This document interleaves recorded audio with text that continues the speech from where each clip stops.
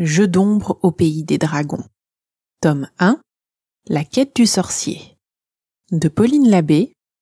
Lu par l'auteur. Chapitre 1. En route vers le pays imaginaire. Cette année, je suis dans la classe de Madame Bompin. Avec un nom pareil, on pourrait penser qu'elle était faite pour être boulangère. Mais non, elle est maîtresse. En même temps, c'est sûrement mieux comme ça. Elle est trop gourmande pour travailler dans une pâtisserie. C'est vrai que ses rondeurs lui donnent un côté maman gâteau, seulement, entourée de friandises, j'aurais peur qu'elle finisse par ressembler à une religieuse. Si je suis au courant de son péché mignon, c'est que tous les matins, quand on revient de la récré, la classe prend un délicieux parfum de viennoiserie. D'ailleurs, aujourd'hui, ça sent la brioche. Les autres élèves s'y sont habitués. Ils ne le remarquent même plus. Mais moi, je suis toujours attentive aux détails. Ça fait partie de mon caractère. Par exemple, Armand, le beau gosse du groupe. Eh bien, récemment, il a légèrement changé de coiffure. Depuis, une mèche rebelle le gêne. Souvent, il doit la remettre en place d'un petit mouvement de tête. Ça devient une sorte de tic. Après, je dis ça, mais pour lui, ce n'est pas grave. Avec son sourire énigmatique et ses yeux clairs à tomber par terre, on lui pardonne tout. Moi, la première. Dès qu'il m'adresse la parole, je rougis comme une andouille. Pourtant, ce n'est jamais pour me demander autre chose que « Prête-moi ta gomme, s'il te plaît » ou « Tu peux me renvoyer le ballon ?» Non, franchement, c'est la plaie de devenir aussi empoté lorsqu'il est dans le coin. Le plus triste, c'est que je n'ai pas grand monde à qui en parler. Il y aurait bien Mina, ma seule véritable copine, mais pour elle, les garçons sont des brutes sans intérêt. Elle n'a d'admiration que pour les héros de ses romans d'aventure. Sa passion, c'est la lecture. Armand reste donc mon secret, même si j'ai l'impression que la terre entière est au courant qu'il me plaît, tellement c'est évident. Allez, j'arrête de parler de ma classe. Demain, c'est le week-end. Ça va me faire du bien. Ce n'est pas que je n'aime pas l'école, mais pendant 2 jours, je peux plonger dans mes jeux imaginaires sans avoir une maîtresse qui me rappelle à l'ordre. Oups, j'en parle encore. Mais désolé, il faut que ça sorte. La voix de Madame Bompin résonne trop souvent dans ma tête. Lily, concentre-toi.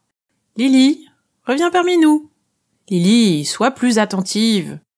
Pourquoi en a-t-elle toujours après moi? Quand je rêvasse, est-ce que je la dérange? Ce n'est pas comme si j'avais une mauvaise note, surtout pour le peu que je travaille. En plus, elle répète sans arrêt les mêmes choses. Elle passe sa journée à rabâcher. Avec elle, tout traîne en longueur. Faut pas s'étonner que je décroche. Entre ça, les odeurs de gâteau et Armand, forcément, mon esprit prend le large. Souvent, en classe, je fixe l'horloge. Elle semble tourner au ralenti. Alors, je m'enferme dans ma bulle. La rêverie est mon passe-temps pour échapper à l'ennui. Mais, inévitablement, Madame Bompin m'en sort. Du coup, j'attends le vendredi soir avec impatience. Par chance, on y est. Samedi matin, la lumière qui filtre à travers les rideaux me tire doucement de mon sommeil. Après m'être étirée en bâillant, je quitte ma couette. Bouh! Une vague de froid me fait frissonner. Ni une ni deux, je me jette sur ma robe de chambre en pilou-pilou. En l'enfilant, j'entends de la musique dehors. Par la fenêtre, j'aperçois les voisins en tenue de sport dans leur cuisine. Monsieur et Madame Petit m'ont toujours paru curieux. Ils ont une maison vraiment trop grande pour eux, mais c'est la mode dans le quartier. Ils ont aussi un chien qui a le gabarit de croque-dur, le toutou chéri d'Hagrid, un molosse à la crème. En guise de voiture, il roule dans un tank façon 4x4. Même la montre de Monsieur Petit fait 2 fois la taille de son poignet. Franchement, je crois qu'ils complexent sur leur nom. Ils compensent en achetant tout ce qui peut les faire paraître imposants. Pour le reste, ils ressemblent à la famille modèle qu'on voit dans les feuilletons américains. Genre toujours souriant et dynamique, au point de se lever à l'aube pour aller courir. Parfois, j'aime bien les observer en jetant un œil par la fenêtre de ma chambre. Ils ont 2 enfants un peu plus âgés que moi, et étrangement, ils sont très démonstratifs avec eux. Ils les complimentent et leur font des câlins. Finalement, ce sont les petits qui filent des complexes aux autres. Moi, je ne me souviens carrément plus de la dernière fois où mon père m'a embrassé et où ma mère m'a serré dans ses bras, même si ça lui arrive encore de temps en temps de me faire un bisou sur le front. Faut que j'arrête de penser à ça. Ça me fiche la nausée. À moins que ce soit plutôt la faim qui me donne des crampes à l'estomac. Je sors de ma chambre et traverse le couloir pour descendre l'escalier de la maison, avec ses marches en plaques de verre qui m'éclairent de leur lumière diffuse. Après, je file tout droit vers l'espace cuisine qui s'ouvre sur le salon. J'ai bien l'intention de grignoter quelque chose. J'attrape 2-3 gâteaux dans le placard, je m'empare d'une brique de lait du frigo, j'emporte l'ensemble sur un plateau. Je préfère manger sur mon lit, c'est plus chaleureux que dans cette grande pièce vide. En plus, sur le carrelage, j'ai froid aux pieds. J'aurais dû mettre mes chaussons. Je remonte en catimini. La maison est encore plongée dans le sommeil. Normal. Il n'est que 8 heures et mon père est absent. En haut des escaliers, j'aperçois entr'ouverte la porte de la chambre de ma sœur. Ça remue sous la couette. Je cours en silence jusqu'à mon repère. Je ferme vite derrière moi pour échapper aux fantômes qui auraient pu me suivre. Je ressens un petit frisson. Je pose le petit déj sur mon lit et je ne bouge plus. Je fixe mon reflet dans le miroir du placard. C'est bizarre. J'ai l'impression de voir quelqu'un d'autre. Je vais dire, je suis bien cette fille de 10 ans, toute menue. Seulement, mon regard me met mal à l'aise. Mes beaux yeux noirs paraissent tristes. Et c'est quoi cette façon de s'habiller? Même mon pyjama est terne, ainsi que l'ensemble de ma garde-robe d'ailleurs. Mes vêtements sont toujours de grandes marques, mais ils ne sont jamais joyeux ni colorés. Ils sont censés être élégants. À moi, ils me semblent surtout passe-partout.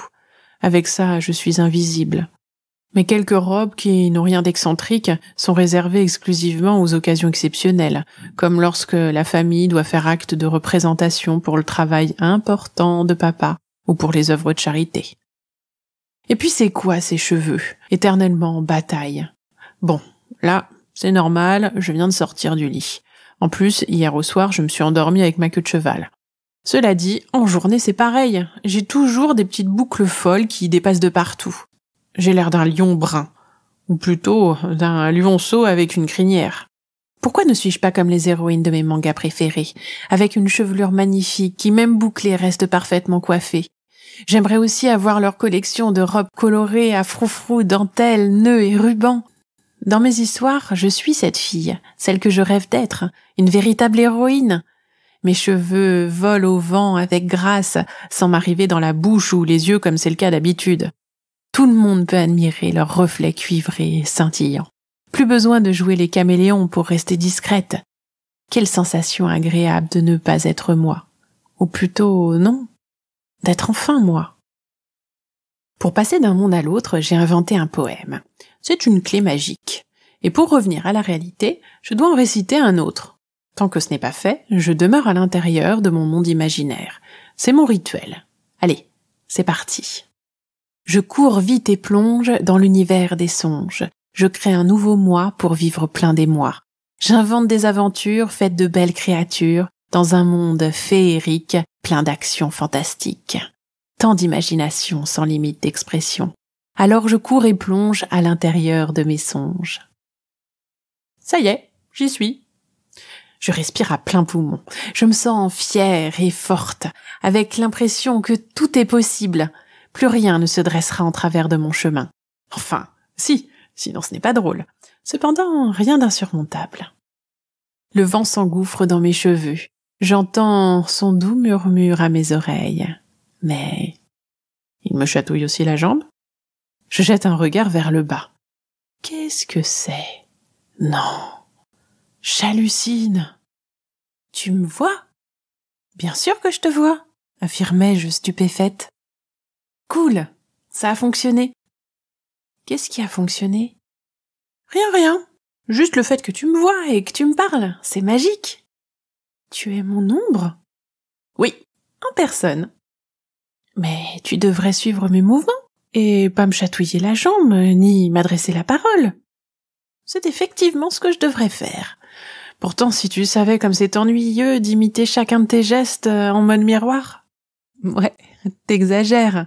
T'es bien une ombre. Est-ce que l'eau d'un fleuve se plaint du chemin qu'elle va parcourir pour gagner la mer? Tu ne me crois pas? En plus, c'est compliqué. Essaie pour voir. Tu ne tiendras pas 5 minutes. Oula, on dirait que je l'ai vexé. Je me prête à l'exercice pour lui faire plaisir. Je tente d'imiter ses mouvements. Mais il y a toujours un décalage. Je ne suis jamais dans les temps. Sans parler qu'un coup sur deux, je me trompe de bras. C'est vrai, c'est pas facile, avouai-je. Perso, je trouve ça frustrant de ne pas pouvoir être soi-même. Je comprends. C'est un sentiment que je connais bien. Seulement, si quelqu'un te remarque, on va m'enfermer dans un laboratoire et m'étudier comme un rat. Ne t'inquiète pas. En public, je jouerai mon rôle d'ombre. J'arriverai à me faire discrète. Tu imiteras tous mes mouvements? Tu me le promets? Aucun geste suspect. Juré craché. Tu ne me parleras pas? Botus et bouche cousue. Et tu verras, je serai me montrer très utile. Parfait. Ce sera notre secret. De toute façon, une aventure en solitaire, je trouvais ça un peu triste. Allez, en route, il est temps de partir. Et où allons-nous, Lily? Je n'en sais rien, on va improviser. Ça me va. De toute manière, je n'ai pas trop le choix. Je te suis.